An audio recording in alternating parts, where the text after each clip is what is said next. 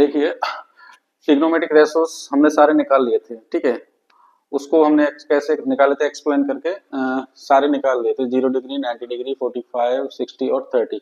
अब होता क्या है कि ये निकाल लिए हमने, लेकिन ये हमारे दिमाग में रहने चाहिए। ये नहीं कि हम लोग जब क्वेश्चन करने बैठेंगे हाइट एंड डिस्टेंस के और हमें यही पता नहीं कि साइन 60 की वैल्यू कितनी होती है, तो उसको जब तक आप याद कर नहीं लोगे, कुछ लोग क्या टेबल का प्रीफर करते हैं, लेकिन टेबल एक अलग चीज हो जाती है। मैं प्रीफर करता हूँ मेरे तरीके से कि एंगल की फॉर्म में ही आप अपने दिमाग में उसकी तस्वीर बैठा लो। तो याद करने के मैं थोड़ा सा हेल्प करा देता हूँ, बाकी याद आपको ये क्या है, तस्वीर आपको अपने दिमाग में बैठानी पड़ेगी, ठीक है। अब देखो, याद करने का एक छोटा सा मैं अपने लेवल पे तरीका बता देता हूँ आपको। जैसे मान के चलो 0 डिग्री की वैल्यूज याद करनी है, तो 0 डिग्री में एक ही ध्यान रखना है कि कॉस 0 की वैल्यू 1 होती है। मान के चलो कॉस 0 की वैल्यू 1 होती है। अब कॉस पे क्या क्या आता है, मान के चलो कॉस का मान होता है बेस यानी कि आधार डिवाइडेड बाई कर्ण यानी कि हाइपोटेनस। तो कॉस की वैल्यू 1 कब होगी, जब आधार 1 होगा और कर्ण 1 होगा। तो हमने क्या है, आधार को 1 कर लिया और कर्ण को 1 कर लिया, ठीक है। कॉस और सेक की वैल्यू 1 होगी, बाकी आप तस्वीर आपके दिमाग में याद आ जाएगी कि लंब की वैल्यू हमेशा 0 होती है। तो मान के चलो, जैसे मान के चलो हमें साइन निकालना होता है, साइन 0 डिग्री की वैल्यू दिमाग में निकालनी है, तो साइन 0 की वैल्यू क्या होगी, तो हमारे दिमाग में आ जाना चाहिए कि यार लंब की वैल्यू 0 होती है। साइन का फॉर्मूला होता है, जैसे मान के चलो हमने बताया था हिंदी मीडियम वालों के लिए, लाल बटे कक्का, ठीक है। साइन की वैल्यू होती है लंब बटे कर्ण, तो लंब की वैल्यू 0 है और कर्ण की वैल्यू 1 है, तो ये 0 आ जाएगी, ठीक है। जब आप इतना सा याद रख लोगे तो मेरे हिसाब से फिर ये वाली तस्वीर आपके दिमाग में बैठ जाएगी। ऐसे ही जब 90 की वैल्यू आती है, तो 90 में ध्यान रखना है कि साइन 90 की वैल्यू 1 होती है, साइन 90 की वैल्यू 1 होती है। अब साइन 90 में मान के चलो लंब और कर्ण, तो ये हो गया लंब लंब और कर्ण की वैल्यू एक एक होगी, क्योंकि साइन 90 की वैल्यू 0, तो साइन 90 बराबर होता है क्या, लंब बटे कर्ण, ठीक है।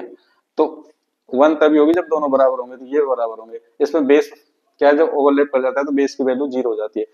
अब बाकी के आप निकाल सकते हो, ठीक है। तो ये मेरा कहने का मतलब है, याद करने का एक ट्रिक है, ठीक है। तो ये दिमाग में अपनी अपनी तस्वीर अपने तरीके से याद कर लेना। अब 45 में ध्यान रखना कि टेन 45 की डिग्री, टेन 45 की वैल्यू 1 होती है, टेन और कॉट की, ठीक है। तो टेन और कॉट की वैल्यू 1 होती है, मतलब लंब और आधार की वैल्यू 1 होती है। और एक चीज ये भी ध्यान रखना कि ये जो √2 है, कर्ण है, कर्ण हमेशा तीनों में सबसे बड़ा होता है, तो ये दोनों बराबर है और ये √2 है, ठीक है। तो ये आप दिमाग में तस्वीर।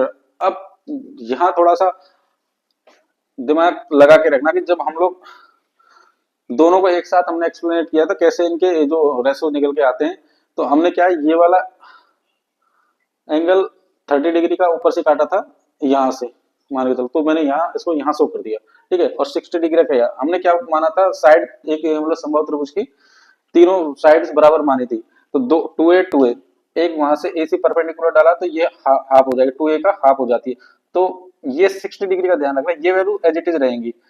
आपने लंब डाला तो ये आधी हो जाती है 1, और इन दोनों का हम पाइथागोरस प्रमेय निकाल के ये वाली वैल्यू निकालते हैं, ठीक है। अब जब 60 डिग्री रहता है, जब एंगल 60 डिग्री रहता है, तो उसके रेफरेंस में ये वाला हो जाता है परपेंडिकुलर, मतलब लंब, और कर्ण तो दोनों में यही रहेगा, ठीक है। 90 डिग्री के सामने दोनों में कर्ण की वैल्यू 2 ही रहेगी, ठीक है। अब दिक्कत यह है कि यहाँ अगर हम 30 डिग्री सॉरी, जब ये एंगल 30 डिग्री हो जाता है, तो जो हम लंब ये मान रहे थे वो चेंज होकर लंब ये हो जाता है, ठीक है। तो यहाँ पे थोड़ा सा ध्यान रखना, इन दोनों की तस्वीर अलग अलग से ध्यान रखना, कर्ण हमेशा दोनों में 2 ही रहेगा, बाकी ये इंटरचेंज हो जाते हैं। ये अगर 60 डिग्री के लिए लंब का काम करेगा, तो 30 डिग्री के लिए ये आधार का काम करेगा √3, ठीक है। और 60 डिग्री के लिए एक अगर आधार का काम कर रहा है, तो 30 डिग्री के लिए वही लंब का काम करेगा, तो ये दोनों इंटरचेंज हो जाते हैं, ठीक है।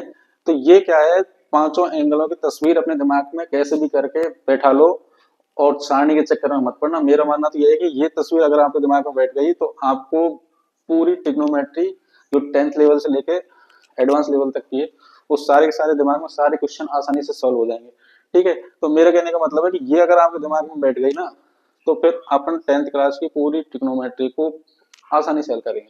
ठीक है, तो आज के लिए मैं यही खत्म कर रहा हूँ क्लास को, और कल जब मैं क्लास लेने आऊंगा तो आप इनको मतलब दिमाग में बैठा के रखना।